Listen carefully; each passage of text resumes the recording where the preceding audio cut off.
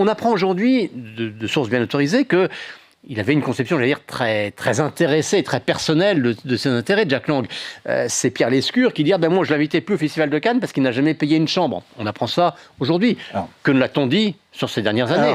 On apprend aussi à la tête de l'Institut Monde Arabe qu'il y aurait une facture de 41 000 euros pour le restaurateur Noura, ce grand restaurateur libanais, qui était sommé de fournir en repas la présidence ou les invités, sans jamais qu'ils se fassent payer. Bon, il y a bien sûr aussi cette affaire hallucinante de ces costumes offerts par Francesco Smalto pour une somme de 500 000 euros.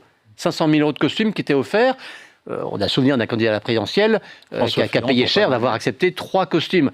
Là, 500 000 euros de costumes. Et à l'époque, parce que c'est une affaire, il y a eu une vraie enquête qui a été ouverte et qui n'a jamais abouti, mais les avocats de Jack Lang disaient, écoutez, c'est même plutôt Francesco Smalto qui devrait être fier de ce que d'avoir un tel ambassadeur. Donc vous voyez, il y a une sorte d'impunité à l'égard de toutes les pratiques que représentait Jack Lang.